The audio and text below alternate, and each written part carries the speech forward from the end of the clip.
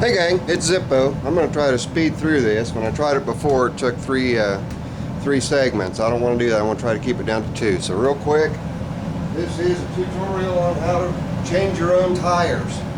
You're going to need an air chuck. This kind of air chuck works okay. This kind of air chuck works a lot better because it's got a locking chuck. You're also going to need, obviously, compressed air. When you're trying to seat the beads on a tire after you've gotten it changed onto the rim, you want to make sure that you take the valve stem out of the tire if you don't have a tube in it. And you want to get something similar to this. They have blowguns. This one's an inline blowgun. They've got blowguns with rubber tips on them. The reason you want that is so that you can take and put that over your valve and put direct pressure air into the tire. If you use just the air chuck and leave the valve stem in, you're going to have difficulty getting the beads to seat. They're going to want to leak on you. You want to put as much air in the tire as fast as possible. Other things you can do is to strap the tire around the center bead, run the strap all the way around it, take a stick in the strap and twist the strap until it pulls the sidewalls out. Then fill your air. Sorry, you guys couldn't see that. Put something in there to twist the strap or the rope or whatever you run around the tire. And you want to twist it until it pulls the beads to the outer side of the rims. Okay. Now, other things you're going to need. You're going to need a valve stem remover. There are all different kinds. There's this type.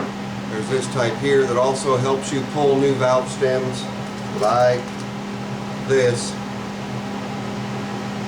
into your tire if you're doing a tubeless tire. It also will rethread. This tool will also rethread inside with two different taps and outside. And this will also enable you to get a hold of the valve stem, put soapy water around it, pull the valve stem through the hole in the rim to get it seated. So that's a good tool to have to take care of your valve. There's other tools you can get, but to me this one works pretty good. It does the job. It's also got a valve stem remover in the tip of it, so all four corners have good use. Okay, or it's real hard to see here. I'm wearing black gloves. That's a valve stem remover there. Okay, they're easy enough to come by. You can pick them up at about any hardware store. You can use one of those also to remove your valve stems. The tools that you want to use. There's a big tire spoon. There's a big tire spoon with two ends on it. One's got a shovel end. The other's just got an offset bent end. You guys can see that. And then the shovel end. The shovel end comes in real handy. And you always want to have the shovel end, the point towards the outside of the tire. You're using that in both pulling off and in putting the tire on, both directions. Smaller tire tool, same concept. If you're going to use a regular pry bar, any kind of regular pry bar on your new tire, sacrifice the crowbar and round all of your edges off. Get them all smoothed out so nothing will pinch or bind your tube, nothing will pinch or bind the tire. That's very important. These do work. If you don't have these, don't have the funds to go get them, use those. Here's a homemade, okay? Just a piece of flat bar stock, rounded and curved. Same thing on this side, rounded and curved just a little bit. This works well in a pinch. I've got a piece of rebar for tires, or for wheels that have small holes in them. You put this down in the center of the tire and we'll move everything off of here real quick.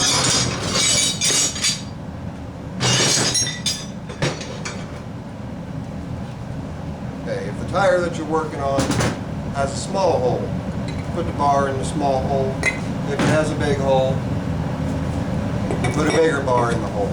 Okay, see? And I'll show you what that's for in just a second. One more thing that you can pry tires on and off with is a big screwdriver. Again, clean all sharp edges, round everything off.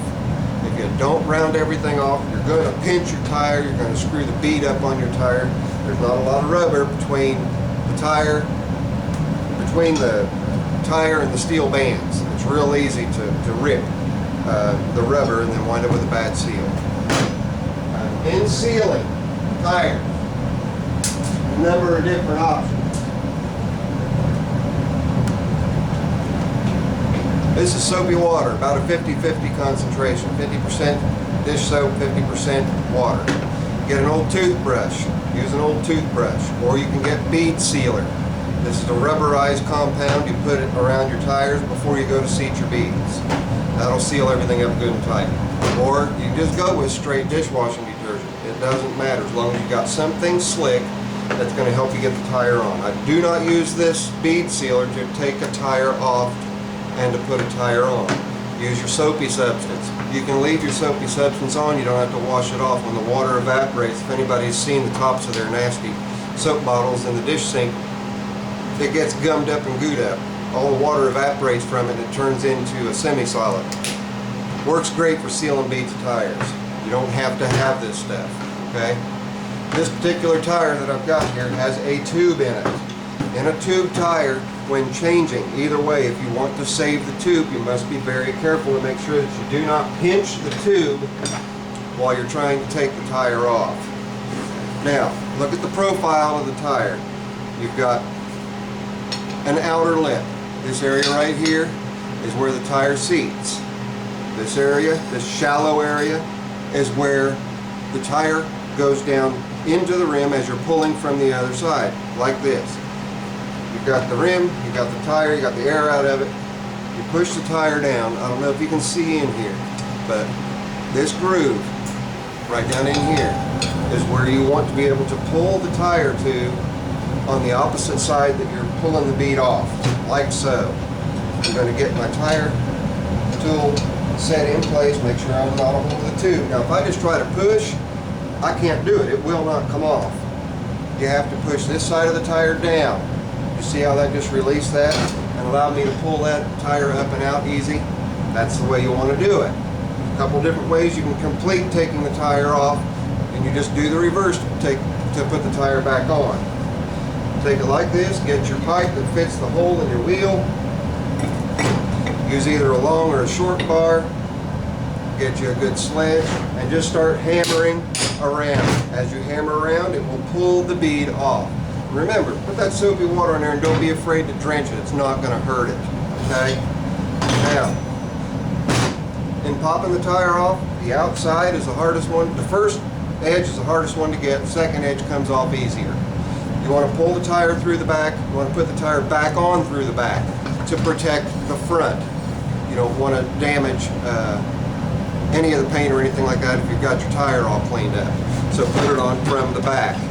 Most tractors, the valve stem, except for John Deere for some unknown reason, the valve stem goes to the inside of the tire so that when you're around brush and whatnot, you're not going to hit it. Also, with them on the outside, you can't put hubcaps on. Who wants a tractor without hubcaps? I ask you. Okay, also weights. The weights don't accommodate for having a valve stem in the tire except for the back tires. They do. They have a little spot for them, just to make the John Deere guys happy. But as you can see, this tire has a tube. With a tube, you do not need to worry about taking the valve stem out. Leave the valve stem in. You might want to check it and make sure that it's tight. Okay, you put your air jug on and you air your tire up. Air it up to no more than what it says on the outside of the tire. Even when you're seating the beads, you don't want to exceed the weight or the pressure on the tire, or you're going to end up possibly blowing the tire apart, and that'll hurt or kill you. I'm at 9 minutes and 22 seconds. If anybody has got any other questions, I did this real quick. I didn't actually pull a tire off or put one on. I was able to do it in one session. If anyone has any questions, please get with me. Ask me the question. I will go back out and in detail show the specific part that you're having trouble with. This is Zippo. I've enjoyed this and I hope you have too. I'm out. Later.